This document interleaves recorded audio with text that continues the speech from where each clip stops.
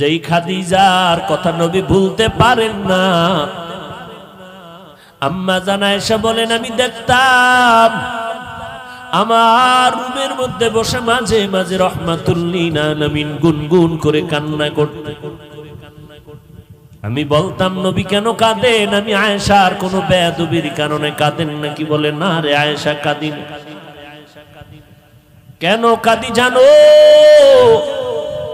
আমার অন্তরে যখন খাদিজার কথা মনে পড়ে যায়, আমি চোখের পানি ধরে রাখতে পারি না রে আয়েশা। কারণ তোমারে বুঝাইতে পারবো না রে আয়েশা, তুমি আমার সুখের দিনের বিবি, আর খাদিজা আমার দুঃখের সময়ের বিবি।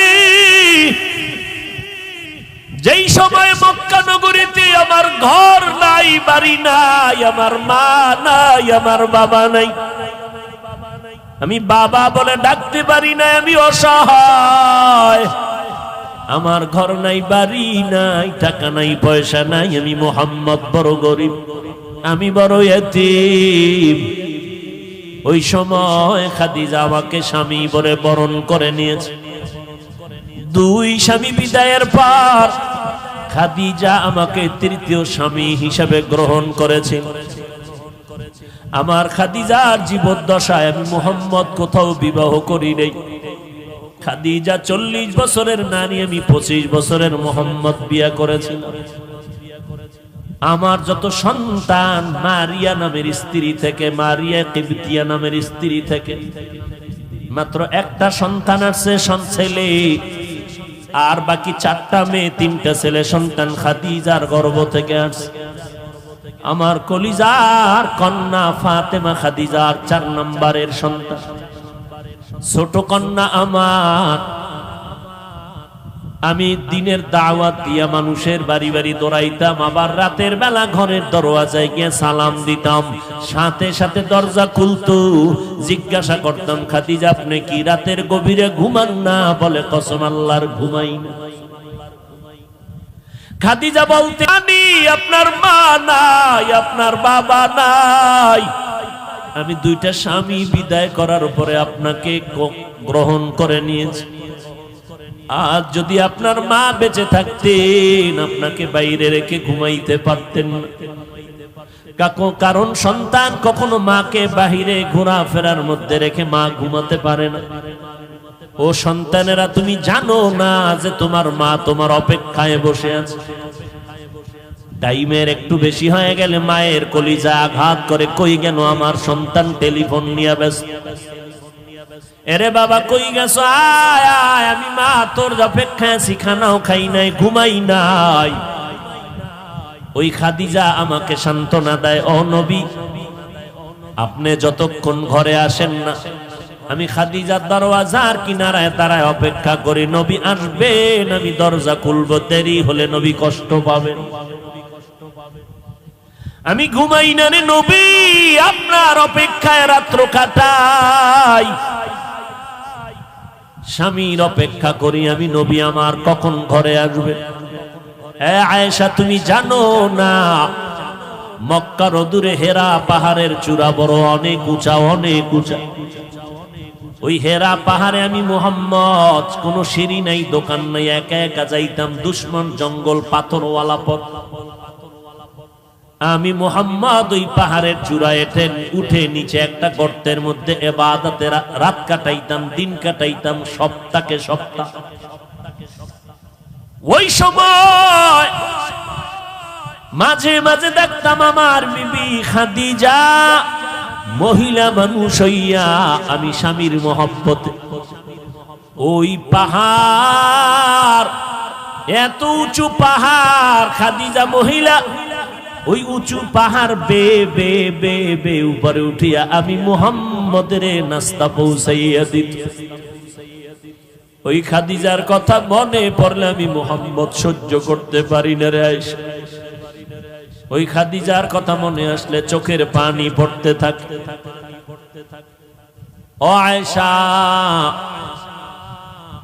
আমার মুহাম্মদের জিন্দেগি বড় কঠিন জিন্দেগি। আমার বংশের লোকেরা আমারে মক্কায় থাকতে দেয় না। এক সময় আমাকে 2.5 বছর থেকে 3 বছর পর্যন্ত শিয়াবে আবু তালিবের মধ্যে গৃহবন্দী করে রেখেছি। আমি মুহাম্মদের পানি দেয় নাই, খানা দেয় নাই, পানির রাস্তা বন্ধ করে দিয়েছি।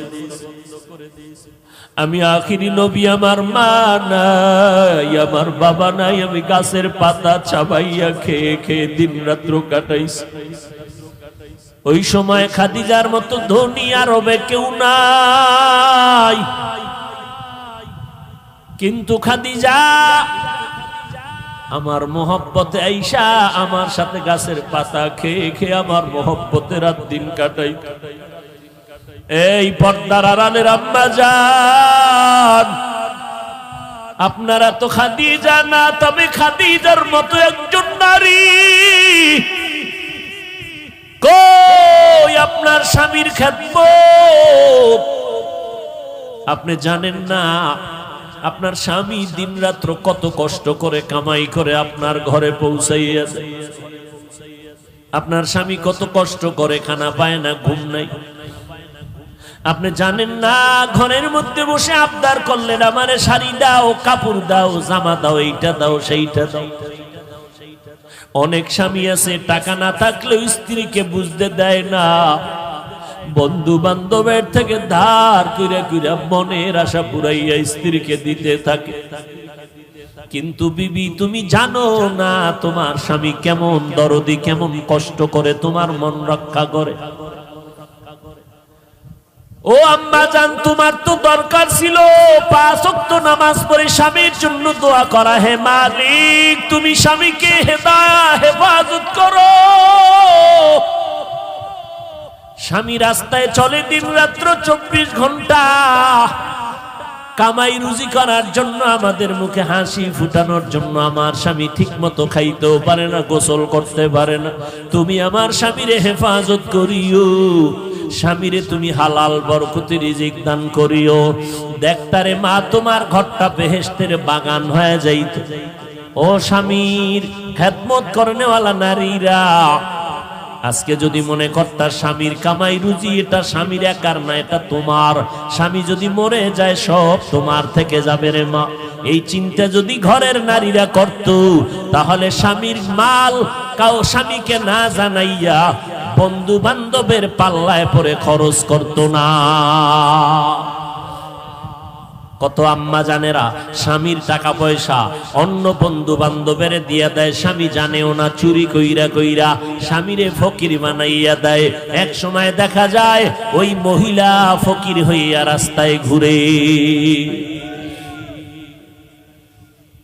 এরে আম্মা জান, আপনাদের এত সম্মান, আপনারা নবীদের মা, আলেমদের মা, হাফেজে কোরআনের মা, আউলিয়ায়ে কেরামের মা, সাহাবায়ে কেরামের মা, আপনাদের এত সম্মান। আমরা আল্লাহকে রাজি করার, নবীর মোহাব্বত নিয়ে সওয়াব বেশি কামাই করতে হলে কষ্ট আর কষ্ট, কষ্ট আর কষ্ট। রৌদ্র নাই, বৃষ্টি নাই, মসজিদে যাও নামাজ পড়তে, জুমায় যাও, জানাজায় যাও, জিহাদের ময়দানে যাও। শাহাদাতের মর্যাদা যদি পেতে চাও, আম্মা জান, আপনার জানাজায় যাওয়া লাগবে না, জুমার মসজিদে যাওয়া লাগবে না, জিহাদে যাওয়া লাগবে না। মদিনার নবী বলেন, ঘরের মধ্যে থাইকা মা তুমি নামাজ পড়ো, স্বামীর মাল হেফাজত করো, সন্তানগুলো তুমি নেক আমলওয়ালা আদর্শওয়ালা বানাইয়া যাও। ওই পুরুষেরা বাইরে গিয়া যত সওয়াব পাবে, আম্মা জান ঘরের মধ্যে থেকে আল্লাহ তোমাকে সেই সওয়াব দিয়া দিবে।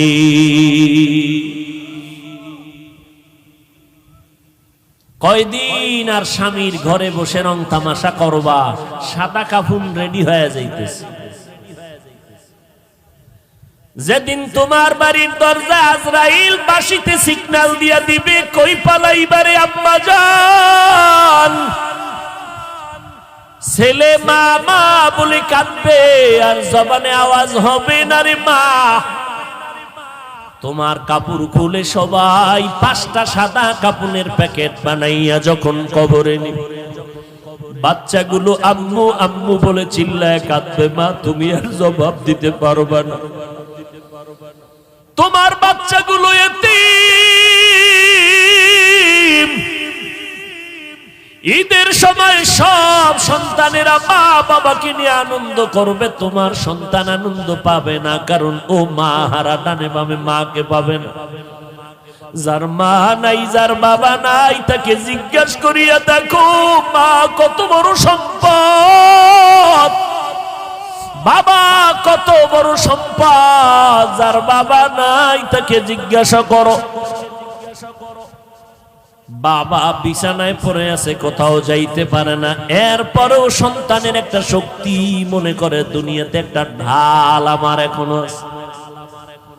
যার বাবা নাই মনে হয় যেন অসহায় হয়ে গেল। যার মা নাই ঘরের দিকে তাকাইয়া চোখের পানি ফেলে আর কান্না করে। এই সন্তানেরা, ওই মা বাবারে যারা পাইয়াও এখনো সম্মান করো না, মা বাবার দোয়া নিতে পারো না, এখনো পারো না, কপাল মন্দ তোমার রে বাবা। এখনো সময় আছে, যদি মা বেঁচে থাকে ঘরে যাইয়া মাকে সালাম দিও আর বলিস মা মাথায় হাত দিয়ে একটু দোয়া করে দাও, আমার মতো গুনাহগার হতভাগা কেউ নাই, না জানি আমি কবে মরে যাব, জাহান্নামী হয়ে যাব। ও মা তুমি একটু দোয়া করে দাও, কত বেয়াদবি করছি, কত কথা অমান্য করে তোমারে কাঁদাইছি, আমার কথায় মাঝে মাঝে দেখছি মা তুমি কষ্ট পাইয়া কান্না করেছো, মা তুমি আমারে মাফ করে দাও, আর কোনদিন তোমারে কষ্ট দিব না রে মা। ওই মা যদি মাথায় হাত দিয়ে দোয়া করে দেয়, আরশে আজিমে কবুল হয়ে যাবে। ও যুবকেরা, কয়দিন আর যৌবনের বাহাদুরি করবারে বাবা। এই মহামারীতে করোনায় কত মানুষ চলে গেল, কত যুবক চলে গেল। ও আল্লাহর বান্দারা, নবীর আদর্শের মালা গলায় লাগাও। মায়ার নবীর আদর্শের টুপি আজকে দিলাম, ১,৫০০ বছর হয়ে গেল নবীরে পাইলাম। আল-ইয়াউমা আকমালতু লাকুম দীনাকুম ওয়া আতমামতু আলাইকুম নি'মাতি ওয়া রাদিতু লাকুমুল ইসলাম দীনা। দিন ধর্ম আল্লাহ সিল মেরে দিলেন, এখানে আর কোনো বাড়ানো নাই, কমানোর কোনো সুযোগ নাই। আমি আল্লাহ মুহাম্মদের দিয়ে 23 বছরের প্রেসক্রিপশন তৈরি করে দিলাম।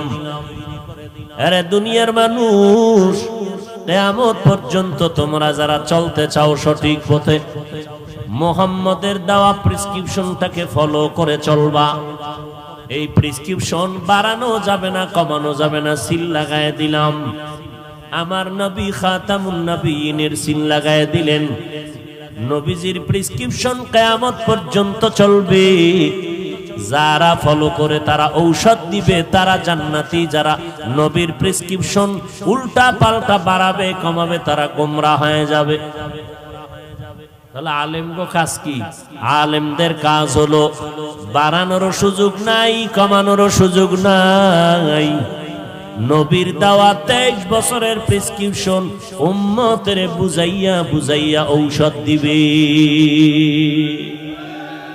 ইলমে ইজাজু করদান বেহিসাব, খলকে রাদাদান জওয়াবে বাসওয়াব, হক না দারাত দোস্তে খলকা জারেরা, মিস্তে ই খসলত একে দিনদারেরা। মিলাদুন নবী মানে জন্ম মোবারক। বলেন নবীর জন্ম হয়েছিল কয় বছর লাগাইয়া? একবার। আমার নবীর জন্ম কিবার? জোরে বলেন। আমার নবীর মিলাদুন নবী মাত্র একবার, সোমবার রবিউল আউয়ালে জন্ম হয়েছে একদিন।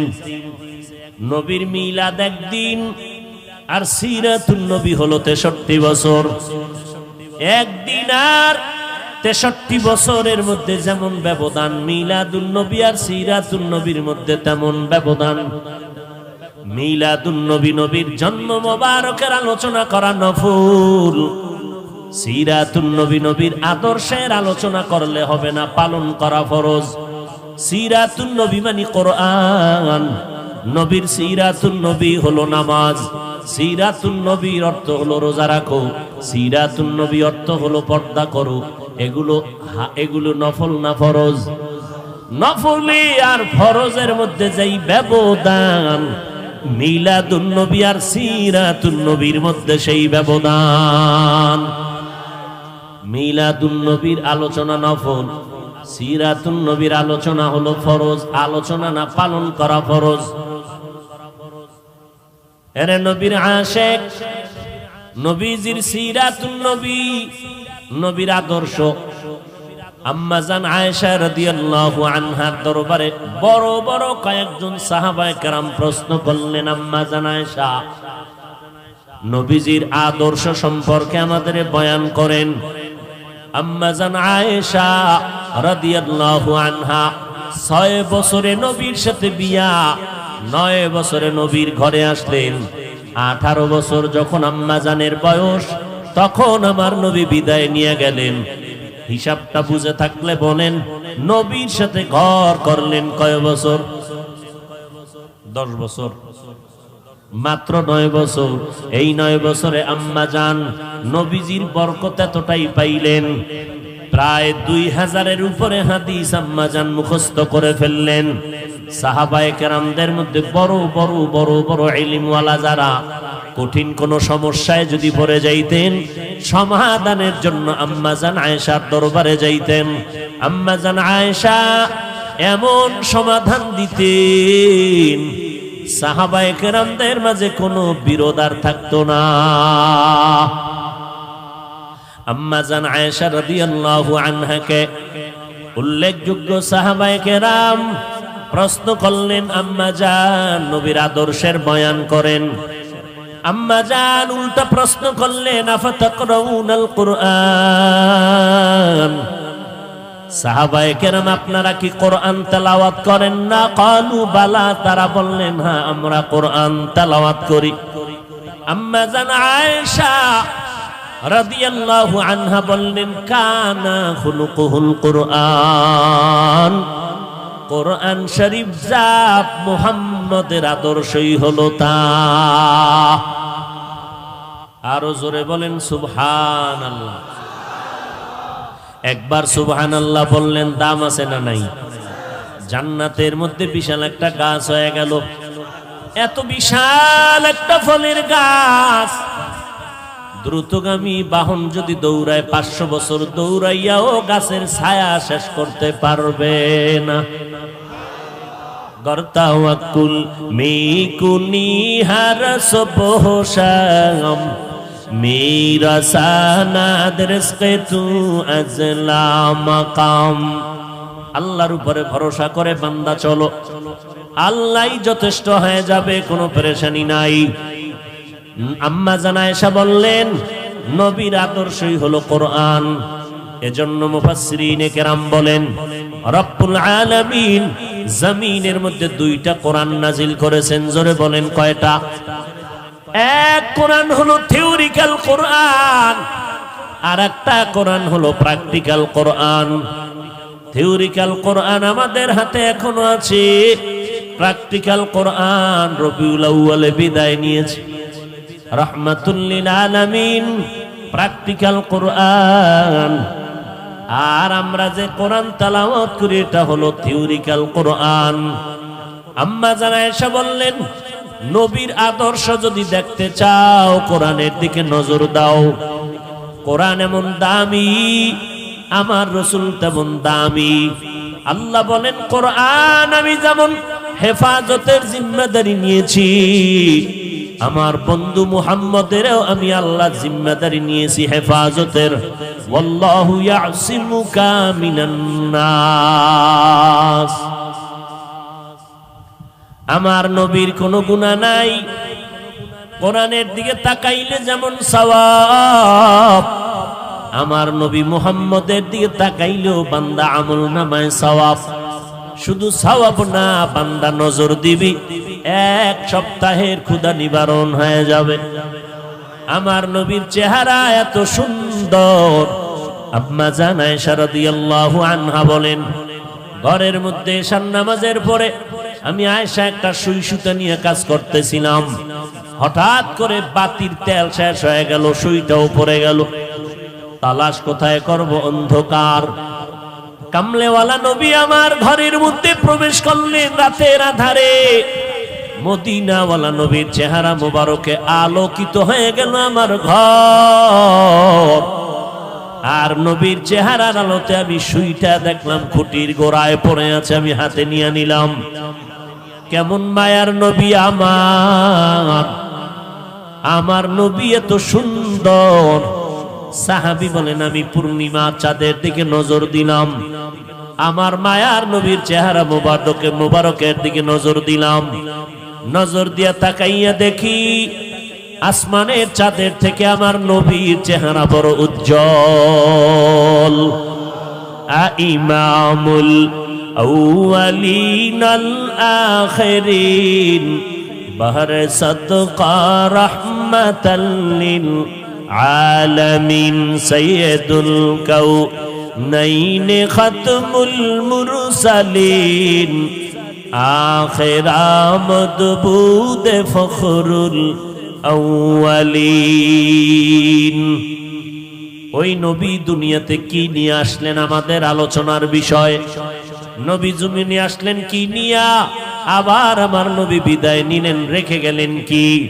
এই দুই কথার দুটো জবাব। আমার নবী কি নিয়ে আসছেন? আল্লাহ কোরআনের মধ্যে বলতেছেন লাকাদ কানা লাকুম ফি রাসূলিল্লাহি উসওয়াতুন হাসানাহ। ও দুনিয়ার মুমিনের দল, তোমাদের জন্য মুহাম্মাদের মধ্যে রয়েছে উত্তম আদর্শ। তাহলে নবী কি নিয়ে আসলেন? উত্তম। জোরে বলেন। নবী দুনিয়াতে আসলেন উত্তম আদর্শ নিয়া। আবার দুইটা জিনিস আমার নবী রেখে বিদায় নিয়ে চলে গেলেন। দুই জিনিস রেখে গেলেন, একটার নাম কোরআন আর একটার নাম হলো সুন্নাত। প্রথমটার নাম কি? জোরে বলেন।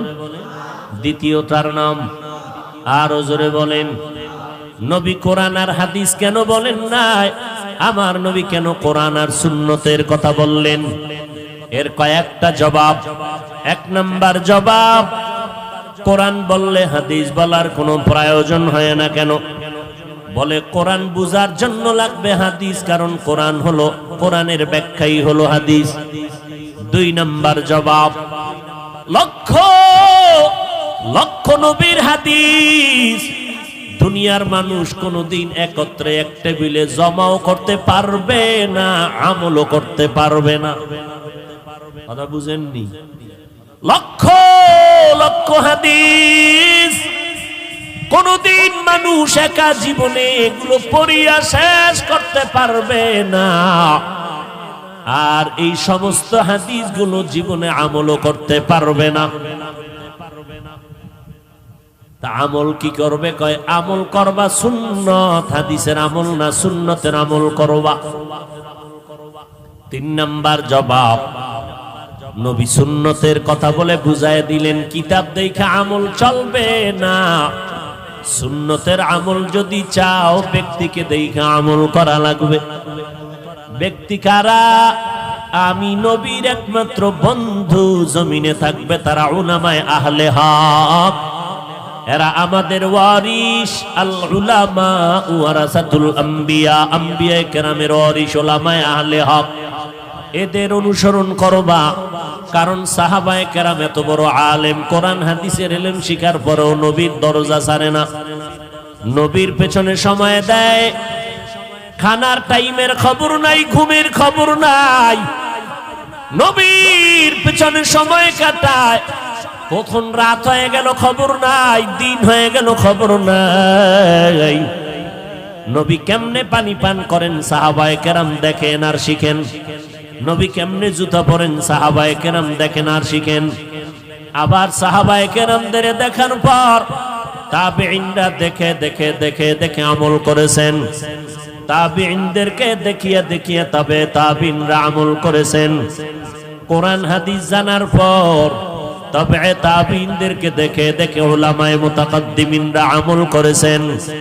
উলামায়ে মুতাকাদ্দিমিনদেরকে দেখে দেখে উলামায়ে মুতাআখিরিনরা আমল করেছেন। উলামায়ে মুতাআখিরিনদেরকে দেখে দেখে আমাদের মুরব্বিরা আমল করেছেন। আমরা আমাদের উস্তাদদেরকে দেখে দেখে আমরা আমল করেছি, জানতে পারলাম হাদিসে আছে নখ কাটা সুন্নত। কেমনে কাটবা? আলেম না দেখলে পারবা না। ও বান্দা, চুল কাটা নবীর সুন্নত, কেমনে তুমি কাটবা? কিতাব দেখলে বুঝবা না, আলেম লাগবে, উলামায়ে কেরাম যেইভাবে দেখাইবেন ওইভাবে পড়বা। পোশাকের মধ্যে নবীর সুন্নাত কেমনে পড়বা? উলামায়ে আহলে হকের কাছে যাও। উলামায়ে আহলে হক যেই পোশাক পরবে এই পোশাকটাই হলো মদিনাওয়ালা নবীর পোশাক। সোহবতে সালে তোরা সালেহ কুনাত, সোহবতে তলে তোরা তলে কুনাত এক জমানা, সোহবতে বা আউলিয়া বেহতেরা সদ সালাত বেরিয়া। বলেন ভুলে গেছেন নি? বলেন তো নবী দুনিয়াতে কি নিয়ে আসছেন? কি রেখে চলে গেলেন? দুই জিনিস, কোরআন আর, জোরে বলেন, কোরআন আর নবীর সুন্নাত। দুইটা জিনিস যদি আঁকড়ে ধরো, কোনো ভয় নাই, কোনো চিন্তা নাই। আল্লাহ বলেন আমি বিনা হিসাবে তোমারে জান্নাতের মেহমান বানায় দিব। এরে নবীর আশিক, নবী উত্তম আদর্শ নিয়ে জমিনের মধ্যে পদার্পণ করলেন মক্কা নগরীতে। এমন একটা টাইম, যেই সময় মক্কার মানুষের মতো খারাপ মানুষ এই জমিনের কোথাও ছিল না। এত বড় খারাপ, নারী আর পুরুষ উলঙ্গ হইয়া বাইতুল্লাহ তাওয়াফ করে, ভেতরে মূর্তি বসানো, বিয়ে শাদীর কোনো নিয়ম নাই। যুবক যুবতী অবাধে চলাফেরা করে, যখন তখন জিনায় লিপ্ত হয়ে যায়, কোনো বাধা নাই। ওই সময়ের মতো খারাপ জমিনের মধ্যে আর কোথাও এত খারাপ মানুষ ছিল না। আল্লাহ বলেন ওই খারাপ সৃষ্টির নিকৃষ্ট খারাপ মানুষগুলোকে ভালো বানানোর জন্য আমি একজন শ্রেষ্ঠ ডাক্তার বানাইয়া আমার বন্ধুরে মক্কা নগরীতে পাঠায় দিলাম। আমার নবী এমন শ্রেষ্ঠ নবী হইয়া সৃষ্টির শ্রেষ্ঠ ডাক্তার, এমন ঔষধ দিলেন আমার নবী। মক্কার বর্বর জাহেল মূর্খ মানুষ আমার নবীর যখন ঔষধ গ্রহণ করলো, তারা এত স্বর্ণের মানুষে পরিণত হয়ে গেল। এখন আর তারা খারাপ নাই। আল্লাহ কয় নবী আপনার সোহবতে গিয়া এরা এত ভালো হয়ে গেল, আপনি জানায় দেন আমি দুনিয়াতেই জান্নাতের টিকিট দিয়ে দিলাম। আতিনা ফি দারে দুনিয়া না হাসান, আতিনা ফি দারে উকবা না হাসান, ইয়া গিয়াসাল মুস্তাগীসিন দিনা লফতিখারা বিল উলুমে ওয়াল গিনা। নবীর আদর্শ গ্রহণ করলেন আবু বকর। আবু বকর কেমন দামি! মদিনার নবী বলেন আমার উম্মত মুমিনের সব নেক আমল যদি এক পালায় দেওয়া হয়, আবু বকরের নেকের পাল্লা অনেক ভারী হয়ে যাবে।